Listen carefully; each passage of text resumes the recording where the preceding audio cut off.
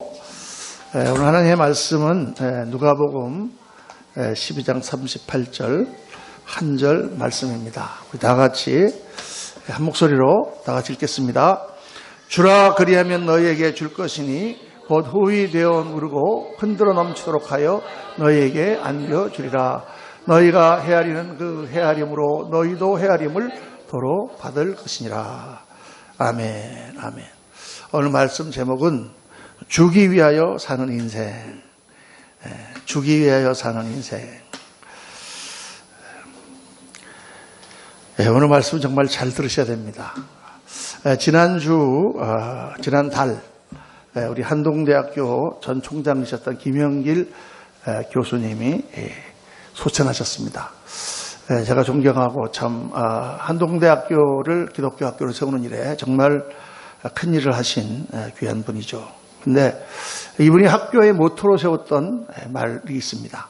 그게 공부해서 남주자입니다. 공부해서 남주자. 옛날에 우리가 어렸을 때 공부해서 남주냐? 맨날 이렇게 얘기를 했거든요. 다 자기 위해서 하는 거지. 남 위해서 공부하냐? 너 엄마 아빠 위해서 공부하냐? 공부해서 남주냐? 이랬는데 이분은 공부해서 남주자. 왜 우리가 열심히 공부해야 되느냐? 나 잘 먹고 나 잘 살기 위해서 공부하는 게 아니라 공부를 해서 그것으로 말미암아 정말 사회에 기여하고 국가에 기여하고 어려운 사람들을 돕고 정말 하나님의 뜻을 이루는 남주기 위해서 공부를 하는 것이다. 그런 아주 철학, 정말 우리가 왜 열심히 살아야 되는가 하는 그런 성공 철학, 그것을 이 작은 한마디로 펴는 것이죠. 학생들이 많이 그것에 감동을 받고 지금도 한동대학교 출신으로 선교사로 나가 있는 그런 참 젊은이들이 참 많습니다. 여러분, 왜 우리 열심히 공부합니까? 왜 열심히 일합니까? 남들보다 더 잘 먹고 잘 살려고? 그래서 정말 성공해서 정말 봉급도 많이 받고 잘 먹고 잘 살게 되면 정말 우리 행복해질까요? 먹고 사는 데는 지장이 없을지 몰라도 정말 행복하거나 정말 성공한 인생은 되지 못합니다. 정말 성공한 인생은 뭐냐? 내가 열심히 일하고 열심히 공부해서 그것을 통해서 다른 사람들을 행복하게 해주는 사람이 정말 행복하고 정말 성공한 인생입니다. 좀 이상하게 들릴지 몰라도 오늘 이 말씀이 정말 진리라는 것을 여러분 오늘 말씀 가운데서 짧은 설교지만 깨달으실 수 있기를 바랍니다. 이 설교는 사실 지난 금요일 아침에 새벽 설교를 하다가 거기서 하나님께서 이 말씀을 전하라는 그런 마음을 주셔서 제가 설교를 바꿨습니다. 사실 다른 설교를 준비했었는데 그날 아침에 이 말씀으로 바꿔야 되겠다. 지난 2주간, 지난주부터 다음 주까지 우리가 지금 고린도전서 13장을 새벽마다 묵상하고 있는데 특별히 사랑장, 사랑에 대해서 사랑은 온유하며 사랑은 오래 참고 사랑은 온유하며 또 사랑은 시기하지 아니하고 자랑하지 아니하고 무례히 행하지 아니하고 교만하지 아니하고 이런 말씀을 쭉 하나씩 지금 매일 묵상해 가고 있습니다. 그런데 지난 금요일에 했던 말씀이 사랑은 자기의 유익을 구하지 아니하며 자기의 유익을 구하지 않는 것이 사랑이다. 이 말씀이 굉장히 마음을 찔렀습니다. 자기의 유익을 구하지 않는다는 말은 다른 말로 하면 준다는 말이죠. 준다는 말입니다. 참된 사랑은 주는 것이고 사랑하는 사람에게 주는 것보다 더 큰 기쁨은 없습니다. 받는 게 좋은 것 같은데 사실은 주는 게 더 기뻐요.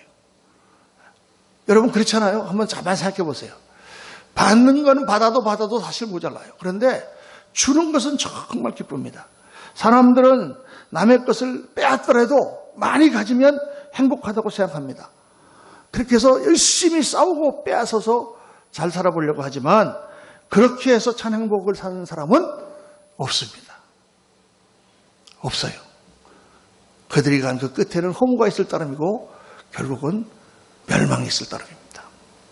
진정한 사람은 주는 것이고 그때 우리는 진정한 행복을 발견한다는 거예요. 이게 참 중요한 말씀이에요.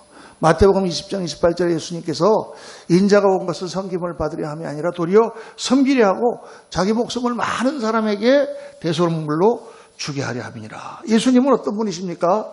예수님은 하나님과 동등됨을 동등하신 분인데 그 하나님께서 동정함을 취할 것을 얘기하지 아니하시고 이 땅에 우리 인간의 몸, 종의 몸을 입고 오셔서 우리 인간을 위하여 모든 것을 다 내어주신, 그래서 하나님 나라를 보여주시고 십자가에서 죽으심으로 말미암아 하나님 나라를 이루신 분, 그분이 바로 예수 그리스도죠.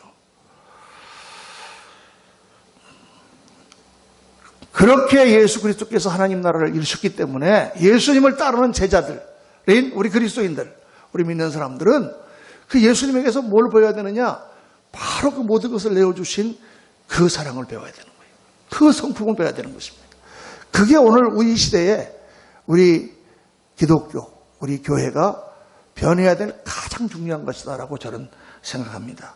여러분, 아주 쉽게 얘기해서 우리가 가정에서 부부가 사는데 부부가 서로를 위해서 계속 주고 서로 유익을 위해서 사는 그런 가정이라고 하면 그 가정은 보나마나 행복이 넘칠 것입니다.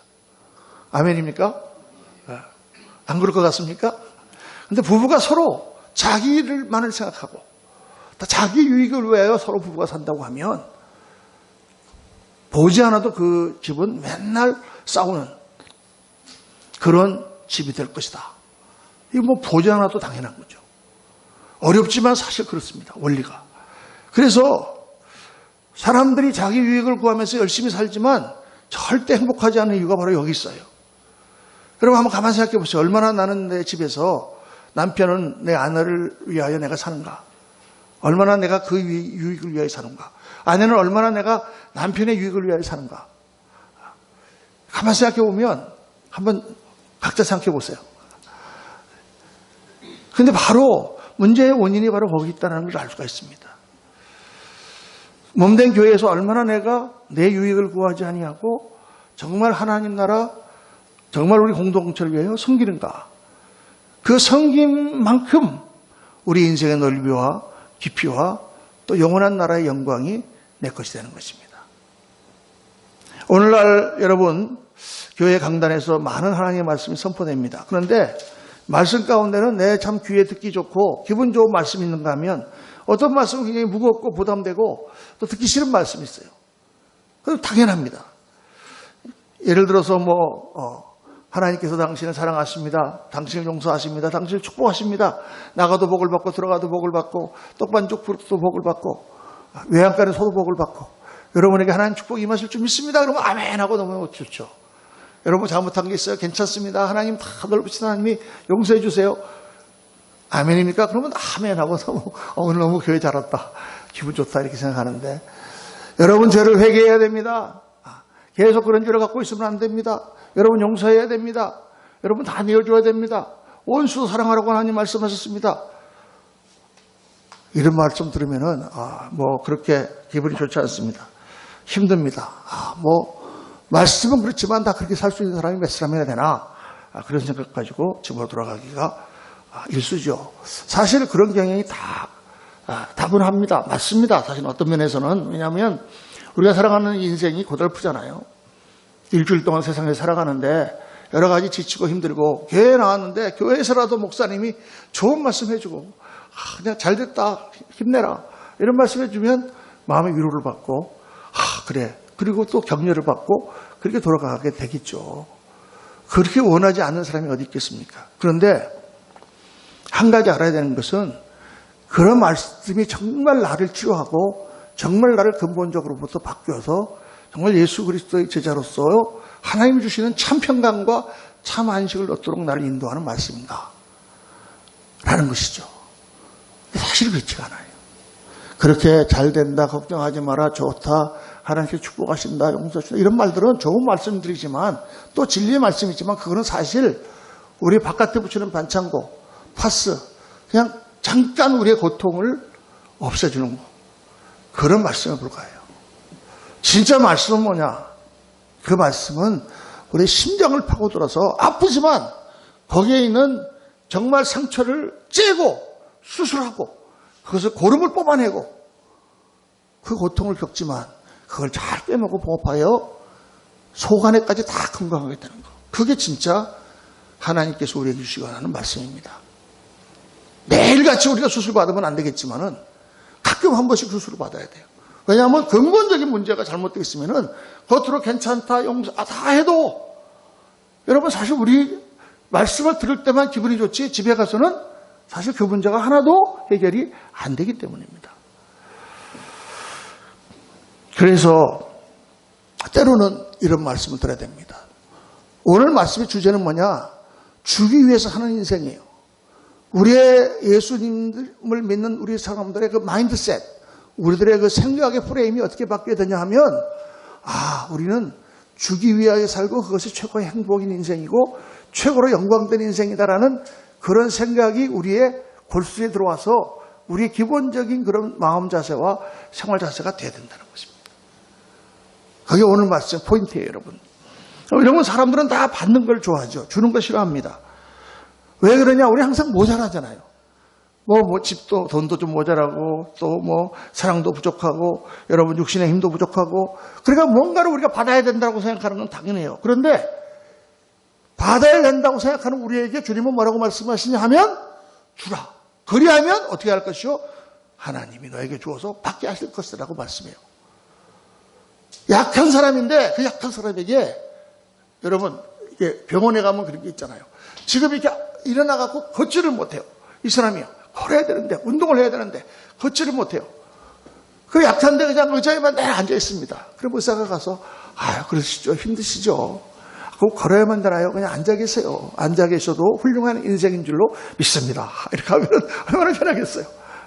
그러나, 정말 좋은 의사는 가서 말을 해줍니다. 걸으세요. 약합니까? 걸으세요. 걸어야만 더 강해집니다. 라고 얘기해 준다고 말이에요. 그래서 그 사람이 자기가 약하다라는 그런 마인드셋, 자기가 약하다고 하는 그런 심리, 나는 못한다고 하는 심리에서 벗어나서 그래, 내가 걸을 수 있다 하고 일어날 때 그 사람이 정말 걷게 되는 거잖아요. 정말 걸을 수 있는 힘이 생기는 거잖아요. 그런 과정을 통과해야 되는 것입니다. 우리가 신앙생활 하는 것도 마찬가지예요. 늘 우리가 부족하다라고 생각합니다. 우리는 가난하다고 생각합니다. 나는 약하다라고 생각합니다. 나는 줄 것이 없다. 나는 아무것도 할 수가 없다라고 생각하지만 하나님은 그에게 주라. 가난한 과부가 2랩돈밖에 없는데 그걸 하나님께 다 드렸습니다. 하나님은 네가 최고의 선물을 하나님께 드렸다라고 말씀하시고 하나님께서 채워주시겠다고 말씀합니다. 내가 상처를 받았다고 상처를 받았습니다. 그러면 용서해줘라. 거꾸로. 그럼 하나님 주시는 기쁨과 평강이 올 것이다. 네 원수가 너를 괴롭게 했느냐? 그것 때문에 마음이 볶이느냐? 그러면 오히려 그를 사랑해줘라. 그러면 하나님의 사랑으로 넘치게 될 것이다. 내 문제를 해결받고 싶으냐? 그렇다면 그 문제를 하나님께 드려라. 그러면 하나님께서 해결해 줄 것이다. 여러분이 얼마나 역설적인 말씀이에요. 그런데 사실은 거기에 문제 해결점이 있는 거예요. 왜냐하면 우리들의 생각이, 인생을 살아가면서 우리 생각이 다 어디에 집중되어 있냐면 이 나에게 집중되어 있어요. 나. 어떤 문제와 어려움과 모든 게 있을 때 다 그 문제가 나에게 집중되어 있어요. 나 때문에. 나 때문에 힘들고 어렵고 고통스럽고 그런 거예요, 여러분. 이거를 바꿔야 된다고 말해요. 예수를 믿고 나서 이 나로 집중되는 생각을 바깥으로 바꿔야 돼요. 제가 이게 예수님 믿고 나서 하나님께서 이제 저희 마음에 신학교를 가라고 하는 그런 음성을 주셨잖아요. 그런 마음을 주셨잖아요. 그런데 마음을 주셨는데 신학교 가고 싶은데 너무 환경 되지 않지. 집사람은 죽어라고 반대하지. 모든 사람들이 아주 기절할 정도로 놀래지. 그래갖고 사람들한테 가서 물어봅니다. 물어보면 어떤 분은, 어떤 목사님은 그래, 집사님 그런 마음을 하나님 주셨는데 하나님 주시는 부르심인 줄 알고 한번 열심히 해보세요. 이런 분도 있는데 우리 담임 목사님한테 가서 물어봤더니 담임 목사님이 문 집사님 꼭 모든 사람이 다 목사님 돼야 되나요? 집사님처럼 세상에서도 커리어가 많으신데 그렇게 해서도 얼마든지 평신도로서도 훌륭한 크리스찬 될 수 있습니다. 이렇게 말씀하시는 거예요, 저한테. 그러니까 제가 헷갈리지 않겠습니까? 이래야 되나 저래야 되나. 이렇게 생각하면 이것도 옳을 것 같고, 꼭 목사가 돼야 되는 것도 아니고, 또 한편으로는 또 정말 열심히 하나님의 일을 하고 인생을 드리고 싶은데, 그래서 그것 때문에 고민 많이 했어요. 우리 집사람이 또 그건 반대하니까 집에서 늘 또, 옛날에는 다른 거 갖고 싸웠는데, 술 먹고 이러는 거 갖고 싸웠는데, 이제는 주제가 바뀌어가지고, 신학교 가느냐 마느냐 이런 거 갖고 이제 맨날 싸우는 거예요. 근데 어느 날, 제가 옷가게에서 매니저로서 일하다가 창고에서 배달된 옷을 딱 뜯는데 딱 그때 하나님께서 말씀하셨어요. 너 무엇 때문에 그렇게 고민하고 있느냐? 근데 그때 제가 딱 발견한 게 뭐냐 하면, 내가 고민하고 있는 이유는 딱 한 가지다. 그건 바로 나 때문이다. 나 때문이에요. 내가 잘못될까봐. 내 인생이 잘못될까봐. 혹시 내가 하나님이 부르시지도 않았는데 나 같은 사람이 목사 된다고 괜히 깝쳤다가 괜히 내 인생 망치는 게 아닌가. 남들이 나를 어떻게 볼까. 저 그래도 학교도 괜찮은데 나고 저 친구가 쳐다가 이렇게 목사가 돼가지고 다 나에게 집중이 돼 있더라고. 나에게. 그래서 그때 하나님 앞에서 나를 버렸습니다. 하나님께서 나를 쓰시기 원하신다면 내가 뭐가 돼도 괜찮습니다. 그때 문제가 다 해결이 돼버렸어요. 그때 그냥 하나님께서 평강을 주시면서 그래 내가 너를 불렀다. 다른 뭐가 필요가 없어요. 하나님이 부르셨으므로 하나님께 나를 드리고 하나님이 나를 사용하신다면 이 땅에 그거보다 더 큰 영광이 어디 있겠습니까? 내가 뭐 공부해서 박사가 돼서 내가 혼자서 딥다 돌아다니면서 무슨 일을 아무리 많이 한다고 한들 하나님께서 나 같은 자를 받아서 사용하시는 것 외에 더 큰 영광이 어디 있겠어요? 나를 버리는 것에 모든 거 해답이 있더라고요. 이게 여러분도 가만히 한번 생각을 해보세요. 여러분이 가지고 있는 모든 문제의 해답은 어디 있느냐? 나를 버리는 데 있어. 나를 버려야 돼. 나를 하나님께 드려야 돼. 아픔과 고통의 문제가 있습니까? 하나님께 맡겨야 돼요. 하나님 마음대로 하세요. 하나님 치료해 주신단 말이에요. 여러 가지 복잡한 문제도 다 마찬가지예요. 여러분 오늘 말씀에 보면은 주라 그리하면 너에게 줄 것이니 곧 후히 되어 누르고 흔들어 넘치도록 하여 너에게 안겨주리라. 이게 무슨 말씀입니까? 이 말씀을 많은 목사님들이 이렇게 설교합니다. 하나님께서 주라 그리하면 너에게 줄 것이다 그랬으니까 우리가 10불을 헌금하면 하나님께서 100불을 주신다. 우리가 10만 원 헌금하면 하나님께서 1000만 원 주신다. 우리가 다른 사람에게 옷 한 벌을 갖다 주면 하나님께서 10벌을 갖다 주신다. 그 말씀입니까 여러분? 후회되어 흔들어 넘치도록 하여 우리에게 안겨주신다는 것은 결코 재물을 안겨준다거나 세상 명예를 높여 주시겠다는 말씀이 아니에요. 물론 그것도 따라올 경우가 많지만은 그게 아닌 것은 왜냐하면 그런 것들은 아무리 흔들게 많이 넘쳐게 우리에게 주어져도 우리에게 중국적인 기쁨과 행복을 가져다 주지 못하기 때문입니다. 많은 목사님들이 젊었을 때 개척교회 하면서 가난한 사람들을 많이 나눠주고 막 그렇게 좋은 일을 많이 했어요. 그래가지고 그분이 어떻게 해서 하나님께서 축복하셔서 큰 교회를 짓고 아주 그냥 많은 사람들이 모이는 그런 교회의 목사님이 되셨어요. 그리고 그분이 지금 행복합니까? 행복하지가 않아요. 많은 분들이 욕심이 더 많아져가지고 더 많이 가지려고. 많은 사람이 옛날에 가난했고 어려울 때는 모든 것을 하나님께 맡기고 살았는데 지금 걱정이 돼가지고 어떻게 순지 내가 돈을 좀 많이 챙겨놔야 내 노후를 편하게 살 수 있지 않을까라고 생각한다고 말이에요. 여러분 재물을 많이 가지고 힘이 많아지면 사람이 행복할 것 같지만 그 사람은 더 불행하고 더 어렵습니다. 사실은요. 어떻게 보면 옛날에 가난하고 어렵고 하나님만을 붙들고 살 그때가 더 행복했을 거예요. 하나님이 주시는 그 흔들어 넘치도록 우리에게 주시는 것은 정말 참된 삶의 의미와 하늘로부터 내려오는 그 생수와 같은 기쁨, 만족이 흐르는 풍요로운 삶, 이걸 주시겠다는 거예요. 물질 쪼가리 그런 몇 가지가 아니고 정말 내가 하나님 앞에 다 드리고 내가 정말 그 모든 것을 내려놓을 수 있다면 하나님이 주시는 그 놀라운 기쁨, 평강. 원수가 있는데 그것 때문에 밤에 잠도 못 자고 그냥 이렇게 하고 있는데 오늘 하나님의 말씀을 듣고 주라 놔버렸어. 원수 사랑하라. 그냥 그래. 그러고 나니까 하늘에 주시는 기쁨이 오고 하늘에 주시는 건강이 오고 하늘에 주시는 평강이 오고 하나님 주시는 힘이 오고 더 아름답고 영광 있는 삶을 살게 된다 그 말이에요. 여러분 그런 뜻이에요. 내가 재물 이걸 주면 더 재물이 많이 생긴다는 이런 게 아니에요. 여러분 투자를 하는 게 아니에요. 여러분 사람은 많이 가져야만 행복하다고 생각합니다. 지금도 그것 때문에 많은 사람들이 그렇게 열심히 일하지만은 사실은 그렇지 않아요. 모든 사람들을 다 보세요, 여러분. 많이 가졌던 사람이 행복한가? 행복하지 않습니다, 여러분. 역사를 보세요. 행복했나? 행복하지 않습니다, 절대로. 그들의 인생이 어떻게 끝났습니까? 파멸로 끝난 사람이 많아요. 그런데도 사람들은 계속 그걸 추구한단 말이에요.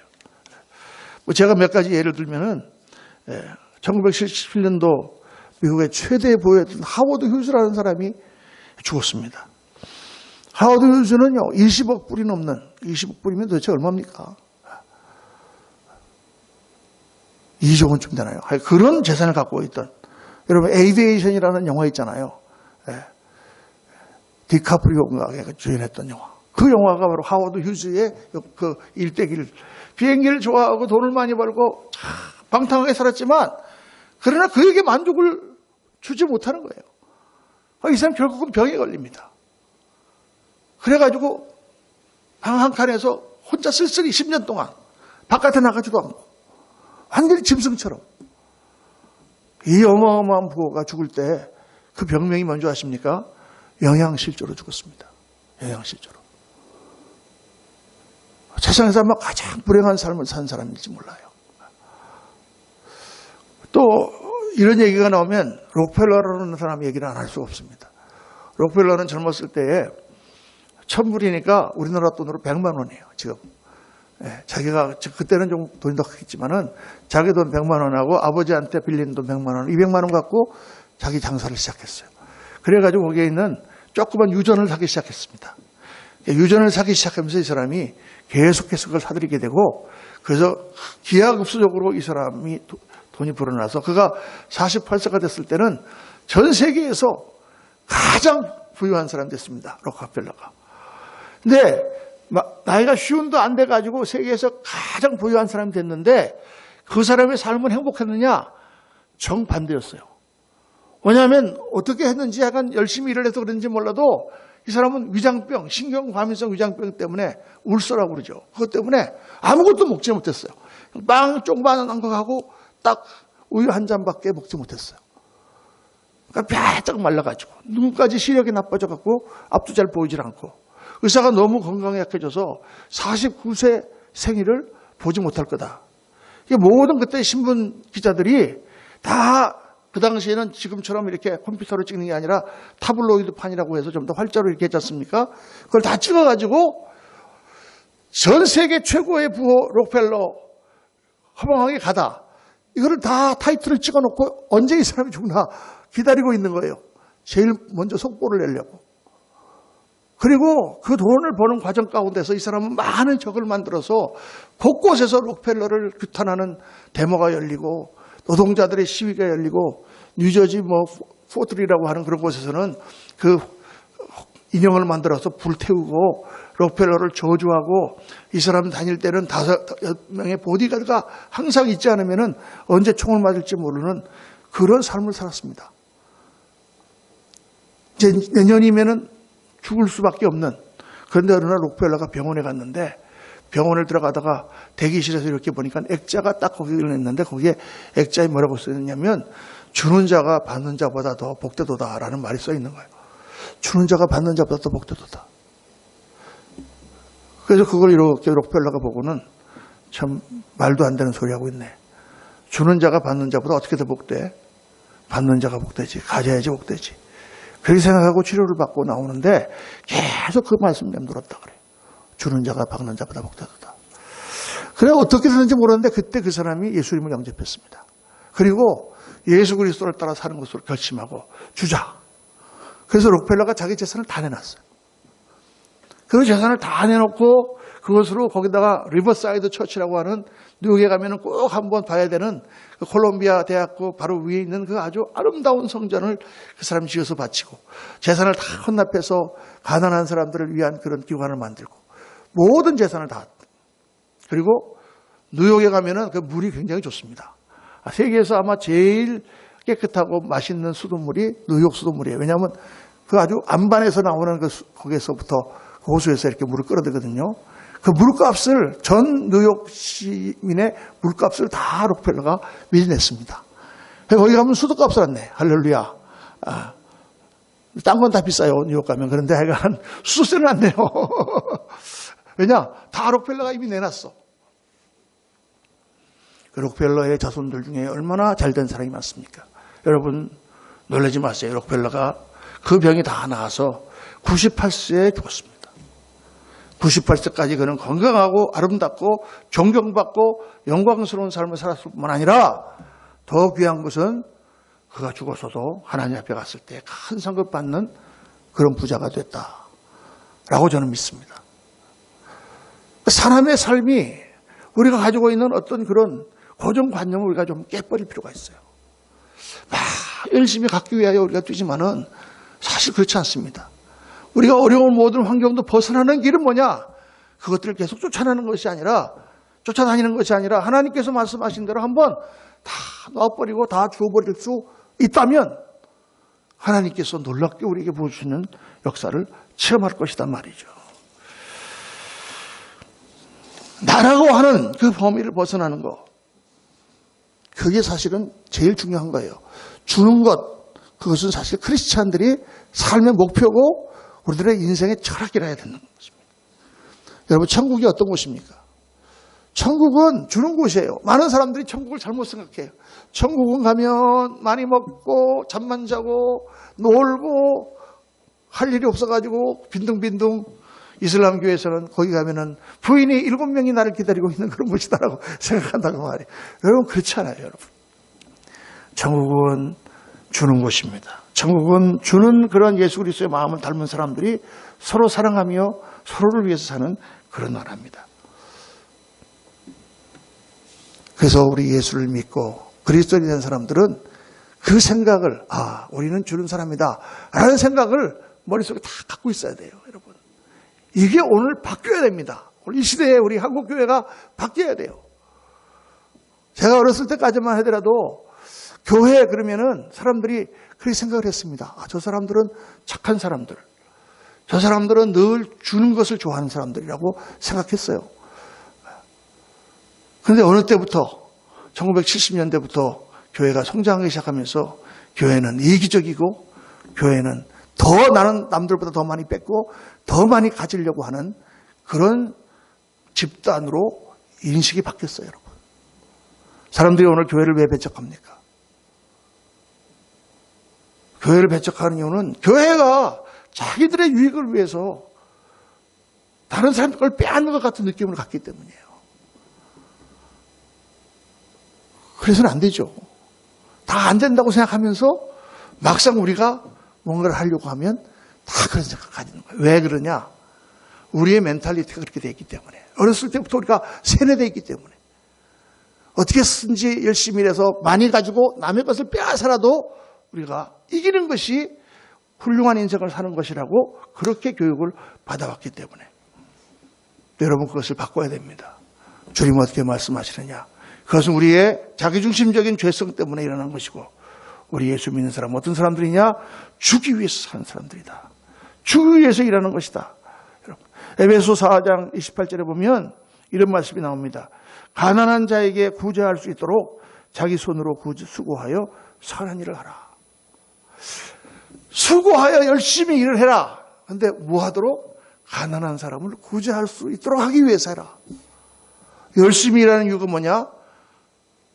가난한 사람들을 위해서 하라는 거. 이게 무슨 말씀이에요? 열심히 공부하는 게 뭐예요?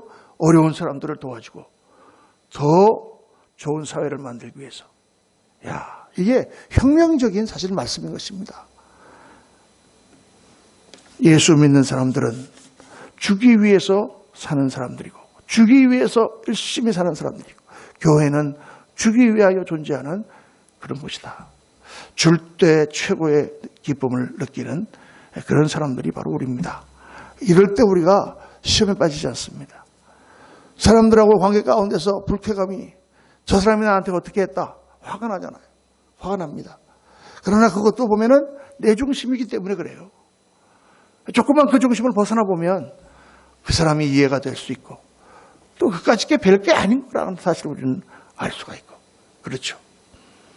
우리의 마음이 준다고 할 때 그것은 사실 모든 것을 다 포함하는 것입니다. 다른 사람이 무슨 말을 해도 그렇게 마음이 우리가 바뀌어 있으면 별로 그렇게 화나지도 않고 또 잘 대할 수가 있어요. 어떤 사람과의 관계에서 손해볼 일이 있습니까? 주어버리라. 오늘 성경은 뭐라고 말씀하시느냐? 헤아리지 말라. 계산하지 말라. 따지지 말라. 너희의 그 헤아림으로 너희도 헤아림을 받을 것이다. 너무 따지지 말고 주어버리라. 말씀의 뜻은 명확합니다. 주는 자가 받는 자보다 복되도다. 주라. 그것이 너에게 축복이 된다. 내가 상상할 수 없을 정도로 누르고 되어 넘치도록 후히 주신다. 그러므로 계산하지 마라. 따지지 마라. 헤아리지 마라.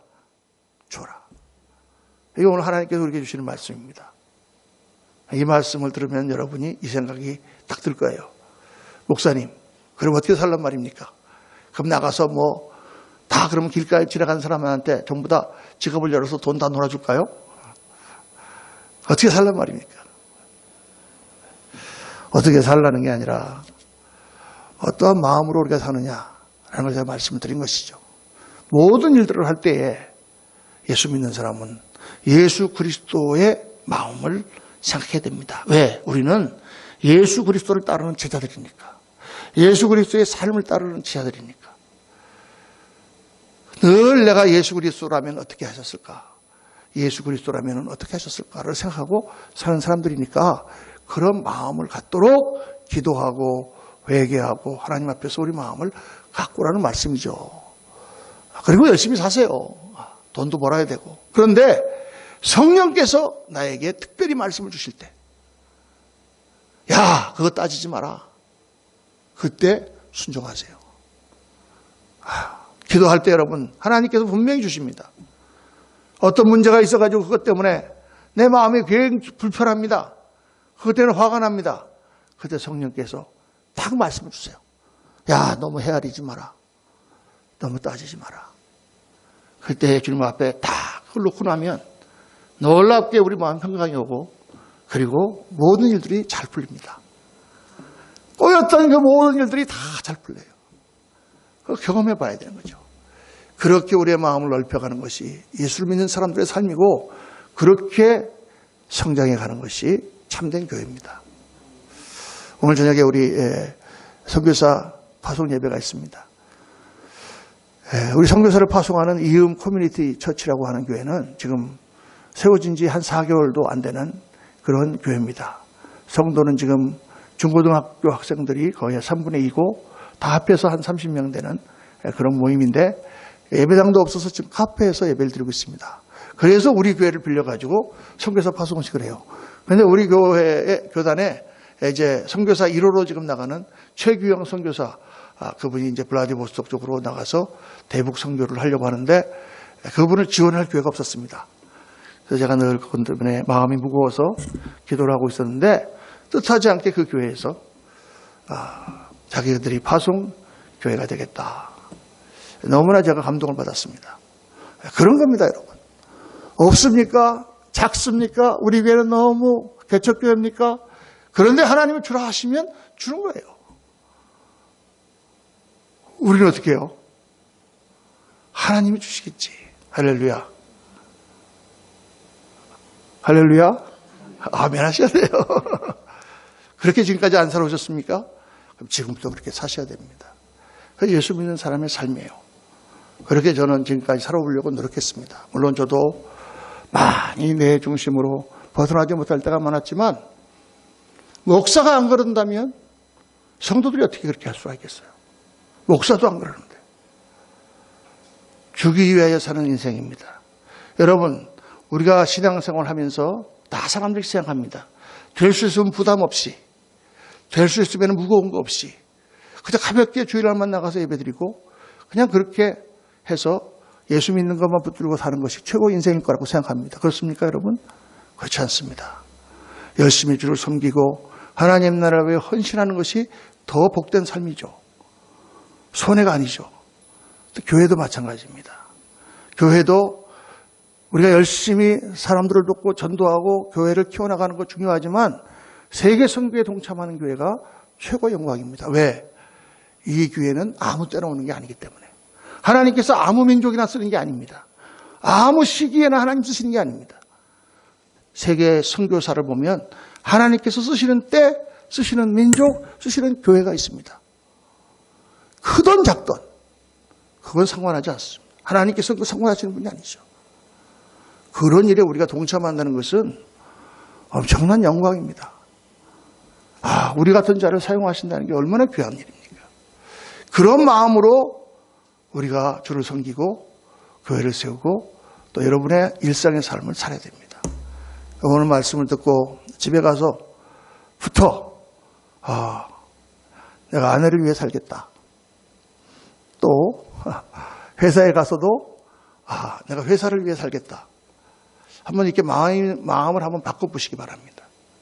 모든 면에서 우리의 마음이 굉장히 넓어지고 하나님의 은총이 나에게 임하는 그런 경험을 하게 될 줄로 믿습니다.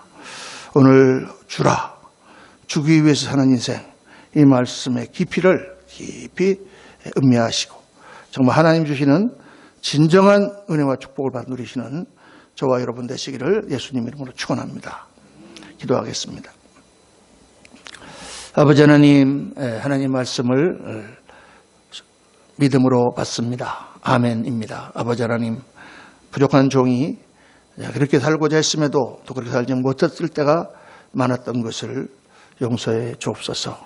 아버지 하나님, 우리 사랑하는 성도님들이 우리 그레이스교회 한 분 한 분이 정말 예수 그리스도를 따르는 참된 제자가 되고 주님의 라이프 스타일을 따라서 주님이 살았던 생활 방식을 따라서 정말 오늘 우리가 각자의 모든 삶에서 열심히 일하지만 정말 주의 나라와 그 의를 위하여 하나님이 말씀하시는 일들을 위하여 아낌없이 자신을 드릴 수 있는 믿음의 사람들이 될 수 있도록 하나님 은혜 베풀어 주옵소서. 하나님 나라가 우리 앞에 있습니다. 아버지 하나님 귀한 보화가 있습니다. 아버지 하나님 이 세상의 어떤 것들 때문에 그 보화를 놓치지 않는 지혜로운 성도들이 다 되도록 은혜 베풀어 주옵소서. 사랑하는 성도님의 가정과 우리 교회가 또 우리 교회가 펼쳐지는 모든 사회 가운데 하나님의 나라가 세워지기를 원합니다. 주님 역사하여 주옵소서. 감사와 찬송과 영광을 주 앞에 올리며 우리 구주 예수 그리스도 이름으로 축복하며 기도하옵나이다. 아멘.